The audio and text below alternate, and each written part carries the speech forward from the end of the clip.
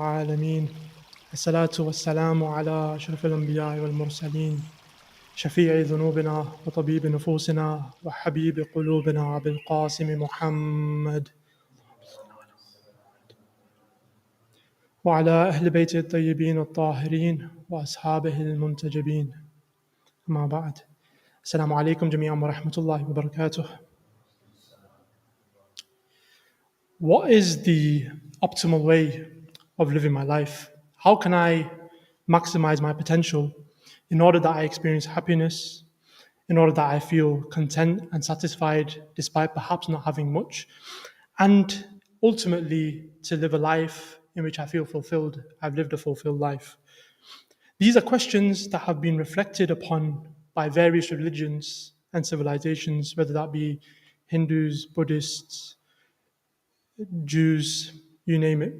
And today I wanted to focus on the ancient Greek philosophical schools and their approach to these fundamental ideas and questions. Now, generally, when we look at the kind of general ethos that the Greek philosophical schools had on these questions, their answer to these questions was simple. It was that philosophy was the optimal way of life. Philosophy for them translated as a love of wisdom. And when we contemplate upon philosophy nowadays, we tend to think of this subject, this kind of abstract subject that is studied at A level, for example, or it might be studied at university by a select group of individuals. And it has this kind of elitist connotation. It's something that isn't really studied widespread. It's not something that's common among society. It's only for a certain number of individuals. Furthermore, when we think about the topic of philosophy, what comes to mind normally is a study of the nature of the universe, the nature of the cosmos, trying to understand the nature of God. Other branches of philosophy might cover subjects such as the philosophy of language or the philosophy of morality.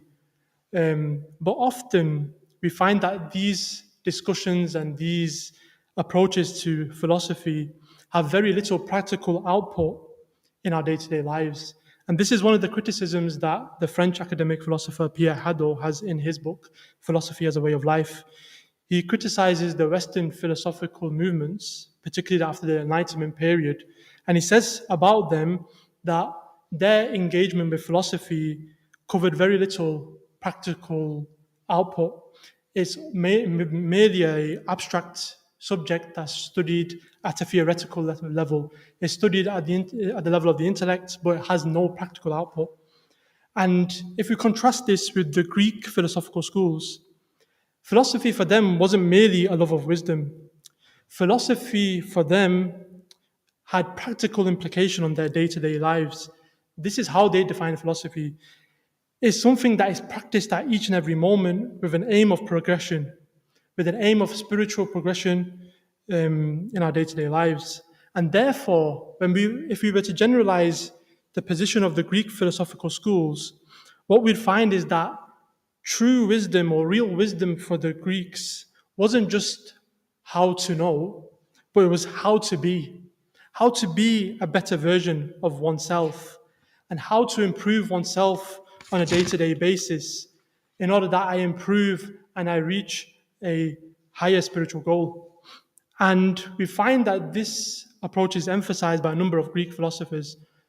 Epictetus, who was a Stoic philosopher, gave an analogy. He said that if, for example, you had a carpenter and he came to your house to do some work, and he started to speak about the art of carpentry, what it involves, he started speaking on a theoretical level and started to speak about the maths involved in it and so on, you start to think that this individual's crazy, because the carpenter doesn't speak about carpentry, but rather he acts and he does carpentry. Likewise, when we discuss philosophical topics, when we think and ponder about certain things, whether it's the nature of God, the nature of the universe, that has to have a practical output in my life. And therefore, for Epictetus, he said that true philosophy was to live in society amongst your family and friends, to deal with colleagues at work, to put up with insults, to deal with different people's temperaments, and to be able to adjust to them and to start to reflect on oneself and learn from these experiences and to improve oneself on a day-to-day basis. This is why, for example, we see Socrates, the famous philosopher, who said that philosophy is a mode of life and inner living. It wasn't just this subject that we study in school, but rather it is a way of living. Now, what is the importance and relevance of this reflection? Sometimes we need to think about the impact that theoretical knowledge has on my practical conduct. So when we think about religion, many of us hold many shared religious beliefs, whether that be beliefs on the nature of God and his attributes, whether it be on how we should engage with one another and the responsibilities that we have with one another. But how does my religious knowledge translate into the actions that I do on a day-to-day basis? And does my knowledge correspond with my action, or is there a disconnect between the two? And it's poignant that on a day like Juma, when we recite in Surah Al-Juma, often the verses which we've all heard before, there's a particular verse that God emphasizes in this, in which he says, Bismillah ar-Rahman ar-Rahim, مثل الذين حملوا التوراة ثم لم يحملوها كمثل الحمار يحمل أسفارا. That God criticizes the people of the Torah. He says that these individuals have the Torah with them, but they're not acting upon it. And their example is like that of a donkey who carries books on his back, but has no practical implications. Likewise, we need to ask ourselves, have we become like these donkeys that the Quran criticizes people of becoming like, when we just carry knowledge with us, but we don't have any practical implication? And we see this even in the news today. Just recently, I saw an article in which two female hijabis in London area were caught on CCTV attacking an elderly woman on a bus. So sometimes we might have this outer perception of being Muslims. We might wear Islam, so to speak, but do we practice it? Are we taking steps on a day-to-day basis to learn from, say, for example, a majlis, or to learn from a Juma khutbah, or to learn from a lecture that we might have listened to, and just to take one advice from it and to try and implement it in my life? And this is why, for example, we see a hadith narrated to the A'immah, and this one in particular that's attributed to Imam al-Sadiq alayhi afdalus salam, in which he says, ليس العلم بكثرة التعلم بل العلم نور يقع في قلب من يريد الله أن يهديه. That knowledge isn't by way of learning a lot, but rather knowledge is a light that is placed in the heart of the individual that God seeks to guide. So we have to try and strive to make changes in our daily life, to make our knowledge translate into action, to make our actions speak for themselves. And therefore, we pray that we can translate our knowledge into a lived practice that impacts our daily lives. And this is ultimately the key objective of our lives. And we see this even in the Quran, where Allah, in Surah Al-Shams, for example, He swears on so many different things. He swears on the sun, the moon, and so on. And why does He make this oath? He makes this oath to tell us that قَدْ أَفْلَحَ مَنْ زَكَّاهَا وَقَدْ خَابَ مَنْ دَسَاهَا. That the successful is the one who purifies their nafs, that seeks to purify their nafs regularly, and unsuccessful is the one that doesn't do this. Bismillah ar-Rahman ar-Rahim, wal asr, inna al-insana lafi khusr, illa alladhina amanu wa amilu as-salihat, wa tawasaw bil haqq, wa tawasaw bis sabr.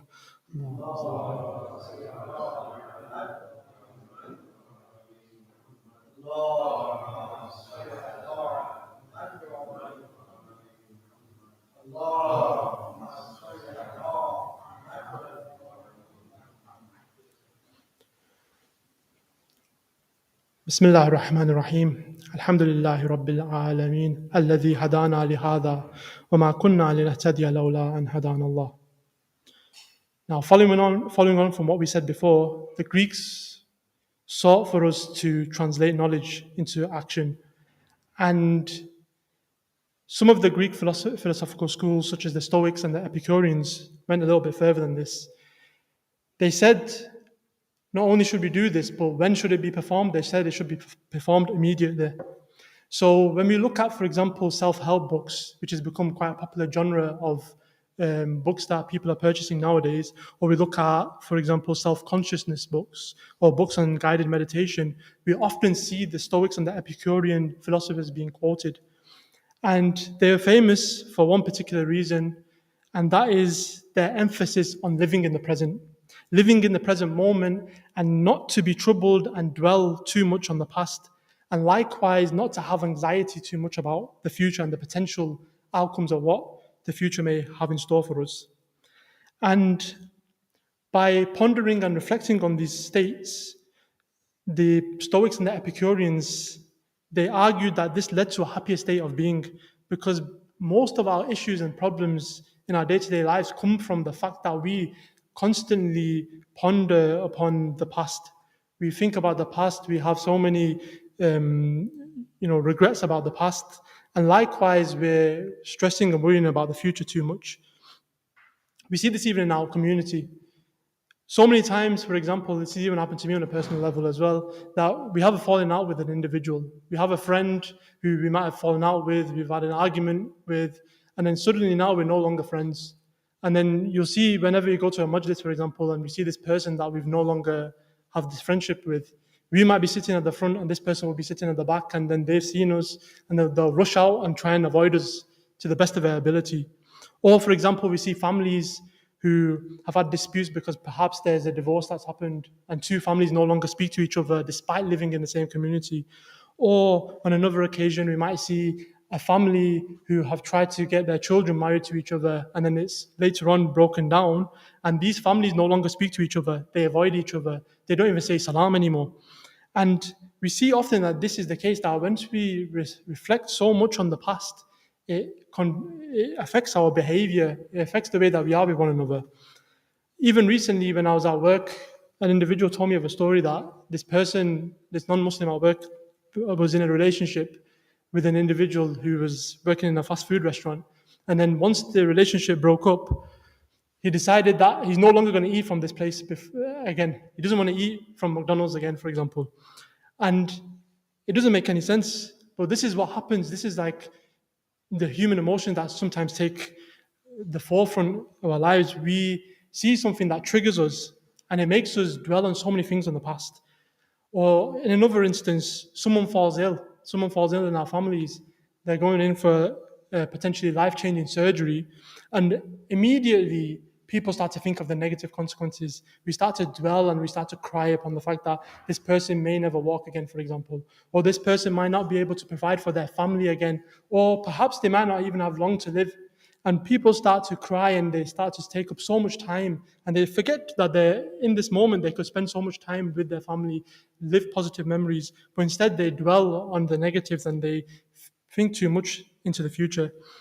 Now, when it comes to Islam, what kind of practical advices does Islam give to counteract these issues and to help us stay in the present?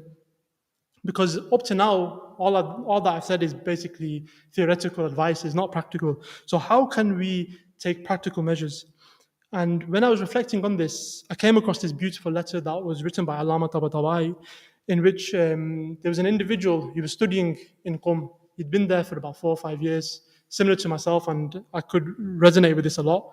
He wrote a letter to Allama Tabatabai, and he said to him that, look, Allama, I've studied for 4 or 5 years, I've got this knowledge, but I still find that I succumb to my whims and my desires, that as soon as something happens, I go towards my temptations, and I'm struggling to control my nafs.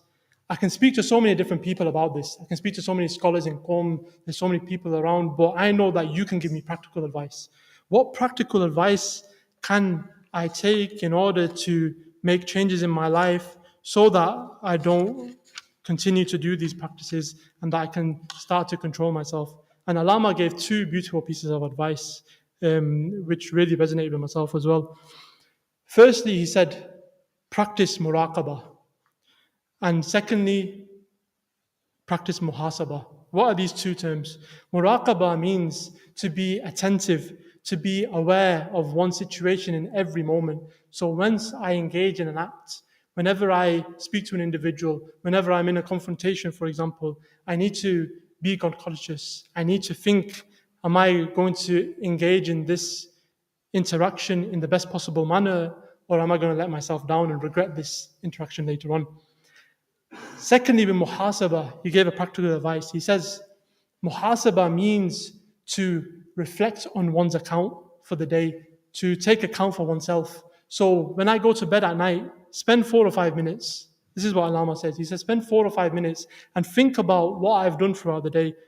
What wrongs have I done? How could I have improved the situation? How could I have improved my conduct and my character? And he gave these practical advices for us to think about. Aside from Allama's letter, what else can we do in order that we stay in the present and we don't reflect too much on the past and the future? One of the key things that people lack is understanding truly the wisdom, the grace, and the plan of God. Often we all say that God is the most wise, He's the most merciful, He's the most generous. But do we truly believe it? Do we truly experience that? Because often we start to criticize when things go wrong, but we often don't understand the wisdom behind some of God's acts and some of the difficulties that we face. Because at times we might like something, we might think that this is beneficial for us, but God puts something in our paths that changes the course and trajectory of what we are going to experience. And this is why in Surah Al-Hadid, in Surah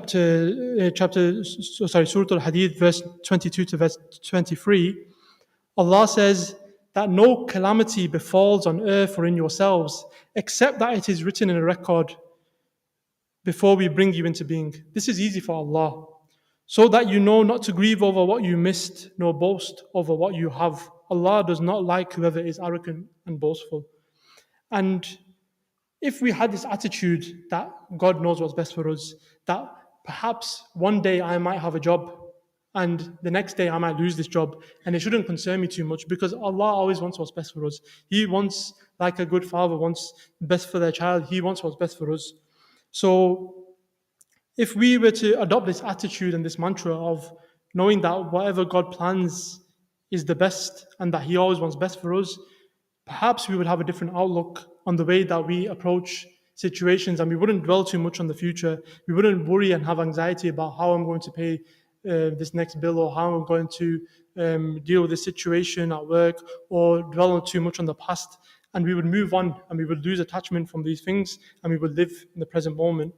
Now, before we end, we make dua that we as a community can put our knowledge into action, that we can work hard to act and be in the present, that we can exercise these acts of muraqabah and muhasabah, and that we can understand that God wants what's best for us, which is proximity ultimately to Him. Finally, before we end, can we all pray for all those who are sick and suffering in the world, and in particular, I'd like to be selfish and ask you for du'as for some of my family members. So I have an uncle who's recently had a heart attack in Pakistan, and a cousin who's gone through a road traffic accident recently. Can you ask for you to pray for them all? And also my grandfather's going through surgery today. And lastly, let's all recite Surah Al-Fatiha for all of our marhumeen. And in particular, I'd like for you to remember the marhuma Sayyida Itrat Husseini bint Sayyid Javed Asghar, who is the sister of one of our well-respected online students, Tehniyat, who sadly passed away recently at the young age of 38 years old. So please can recite Surah Al-Fatiha ma'a salawat. Allahumma salli ala